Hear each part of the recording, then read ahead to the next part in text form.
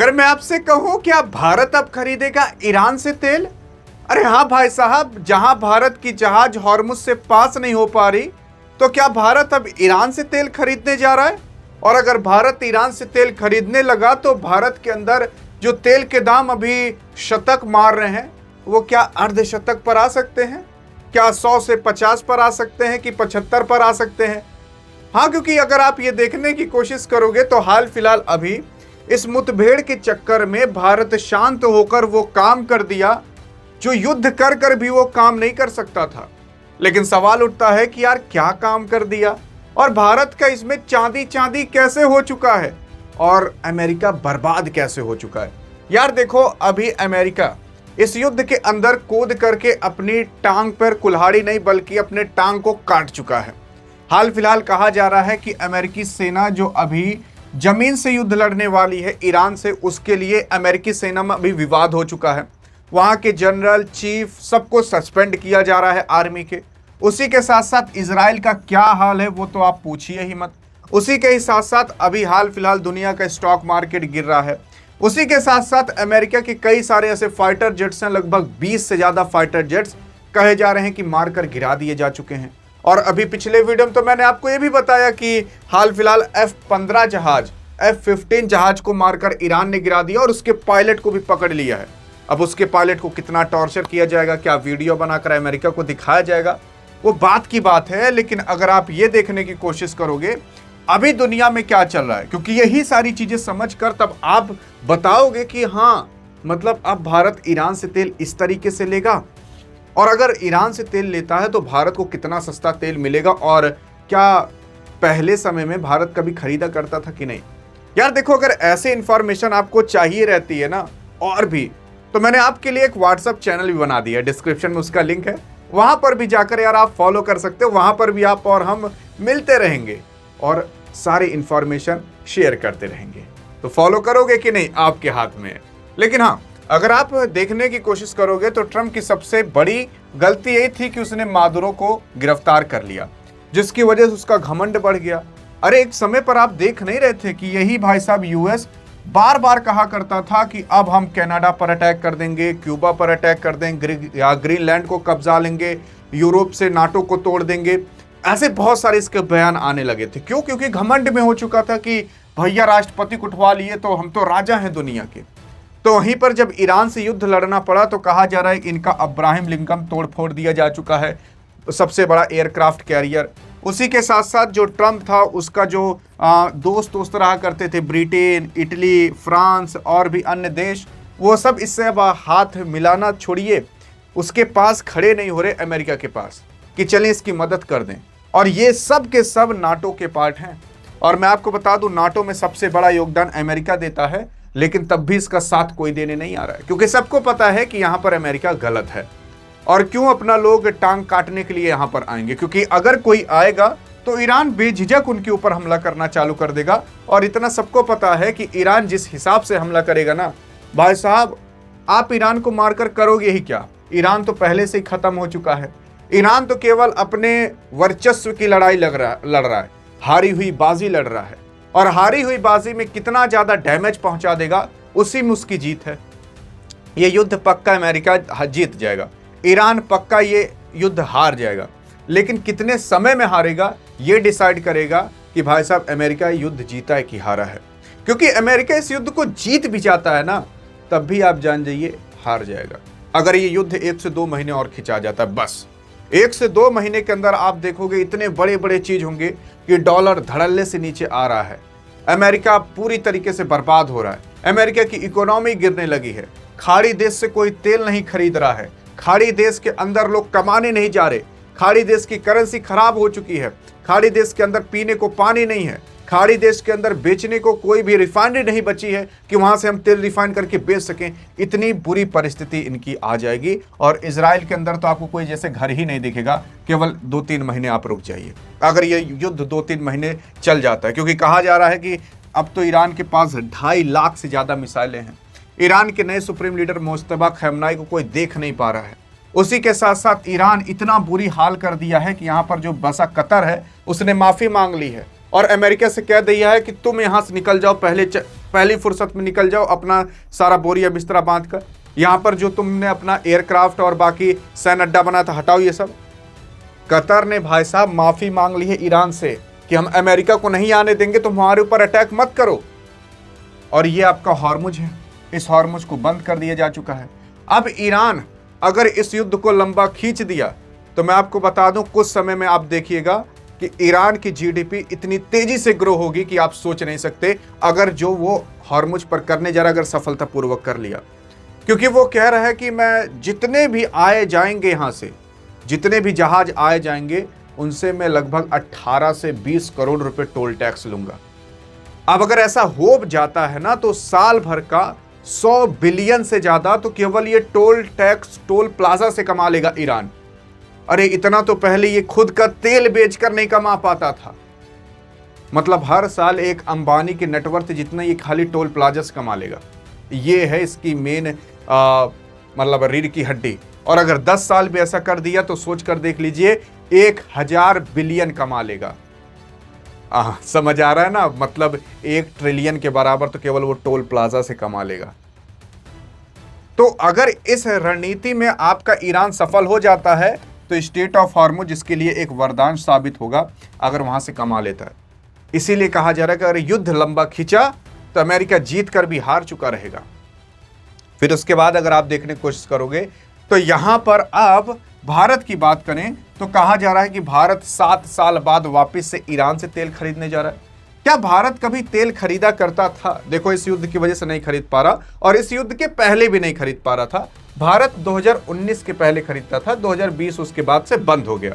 2019 के पहले भारत ईरान से जानते हो कितना तेल खरीदता था?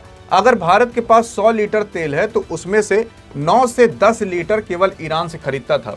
और भारत और ईरान के बीच इतनी अच्छी दोस्ती थी कि ईरान कहता था, भारत यार तुम्हें ले जाना है गैस और तेल ना, तुम ले जाओ, तुम्हें हम 60 दिन का क्रेडिट देते हैं। 60 दिन का क्रेडिट का मतलब आप समझ रहे हैं? मतलब भारत 60 दिन तक अगर पैसे ना भी चुकाए तब भी ईरान कुछ नहीं कहता। मतलब भारत ईरान से तेल खरीद कर लाया अपने देश के अंदर और लेकर आया, उसे रिफाइन किया, बेच उच दिया, 60 दिन बीत भी गए और भारत पैसा नहीं भरा तब भी कोई दिक्कत नहीं है। ईरान तो ये भी कहता था कि आप पैसे ही मत दो, बस आप लेकर तेल चले जाओ। यार इतनी अच्छी दोस्ती, यार कुछ तो फायदा होगा। हाँ, बस ईरान ये कहता था कि देखो तुम तेल लेकर जा रहे हो, जाओ, 60 दिन के अंदर पैसे देना, अभी मत देना यार भारत तुम। लेकिन तुम एक काम करना, तुम हमारे देश से तेल लेकर जाओ, उसे रिफाइन करो, बेचो, वो कच्चे तेल का तुम कैरोसिन बनाओ, उस कच्चे तेल का तुम डीजल, पेट्रोल, मोबिल सोबिल निकालो, रोड वोड बनाओ। उसके बाद जब भारत तुम कमाई करना ना तो हमारा पैसा चुका देना।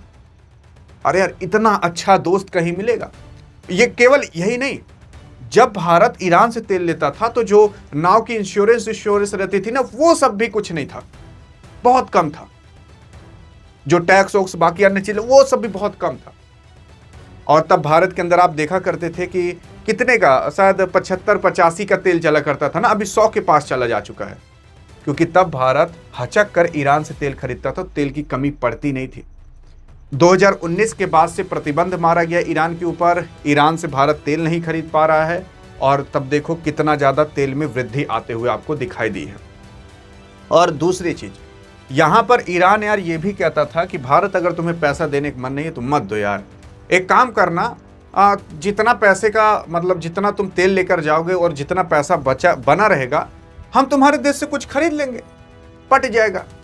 हाँ, मतलब इस तरीके से पैसा भी नहीं देता था। भारत यहाँ से तेल लेकर आया, पैसा भी नहीं दिया। और भारत के अगर मान लेते हैं देश में चावल ज़्यादा हो गया है, गेहूं ज़्यादा हो गया है, तो इनको अगर वो ज़रूरत है तो ये लोग वो खरीद लेते थे, तो पैसे की बात ही नहीं आती थी बीच में, इतनी अच्छी दोस्ती थी। लेकिन कमबख्त अमेरिका ने लेने नहीं दिया और भारत भी अमेरिका की बात मान गया। सोच कर देखिए, इतना अच्छा दोस्त कहाँ मिलता। ये भारत की एक सबसे बड़ी भूल थी कि भारत ने ईरान से उस टाइम तेल खरीदना बंद कर दिया था।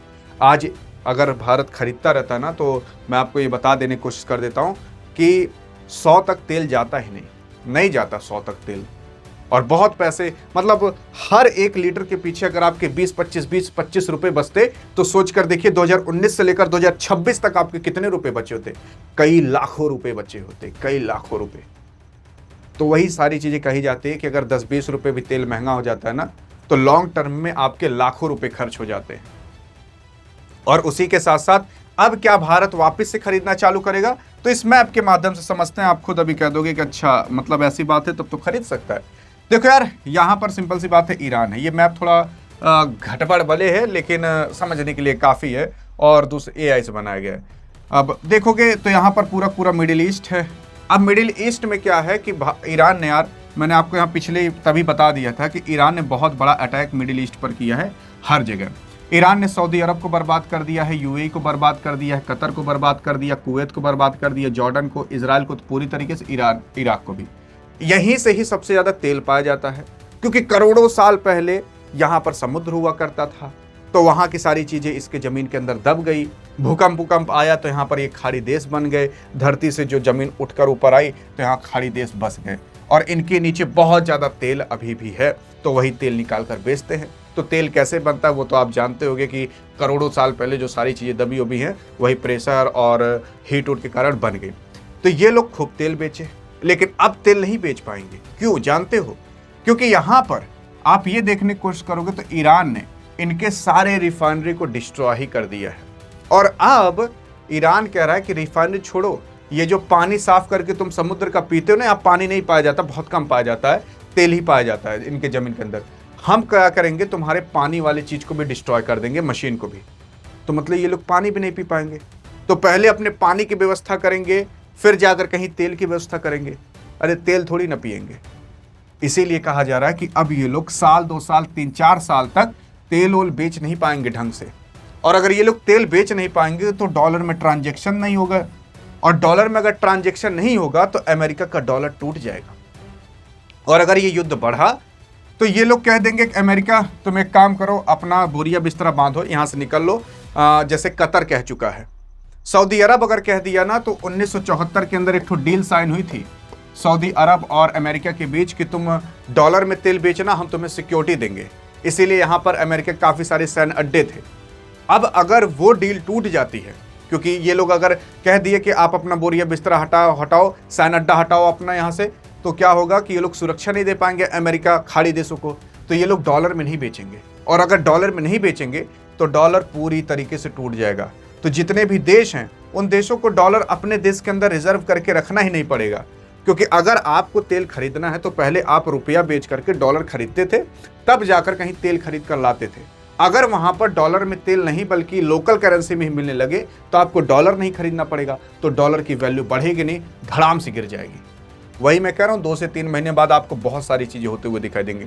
इसीलिए खाड़ी देशों को इस तरीके से ईरान ने तोड़ा है ना, कि अब ये लोग कभी खड़े नहीं हो पाएंगे अपने पैर पर। और ये अगर खड़े नहीं हो पाए तो अमेरिका टूट जाएगा, क्योंकि अगर ये तेल नहीं बेच पाए तो डॉलर में तेल बिकेगा नहीं और अमेरिका टूट जाएगा फिर पूरी तरीके से।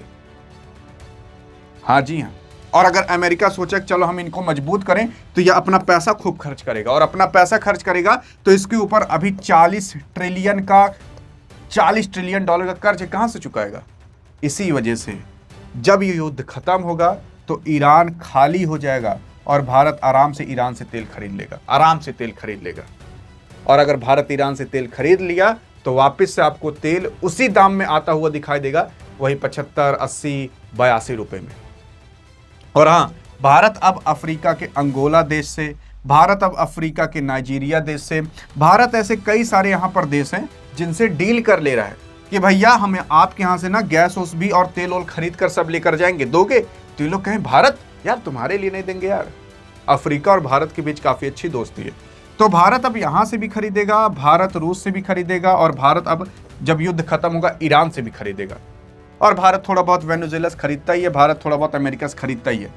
तो जब इतने सारे अगर आपके पास ऑप्शंस हो जाएंगे तो सिंपल सी बात है, बहुत ज़्यादा तेल भारत के अंदर आने लगेगा, सोचने की जरूरत नहीं रहेगी। और भारत एक घचाक से इस ईरान से भी तो ले लेगा, और अगर ईरान से ले लेगा तो पता ही है भारत और ईरान की दोस्ती कैसे है। और दूसरी चीज, तब भारत को तेल बहुत सस्ते मिलेंगे और तेल आपको सस्ता होता हुआ दिखाई देगा और डॉलर गिरता हुआ दिखाई देगा। और अगर डॉलर गिरता है तब भारत यहां से जो तेल उल खरीदता था वो भी तो सस्ते में आएगा, यहां जो अमेरिका से तेल खरीदता था वो भी तो सस्ते में आएगा। हाँ जी हाँ, क्योंकि अगर मान लेते हैं डॉलर चला गया 70 रुपए, मान लेते हैं, वैसे इतना जल्दी नहीं जाएगा, मान लेते चला गया, तो भारत जो पहले 1 लीटर तेल खरीदने के लिए इनको मान लेते हैं 95 रुपये देता था $1 के बदले, अब वही 70 रुपये देगा।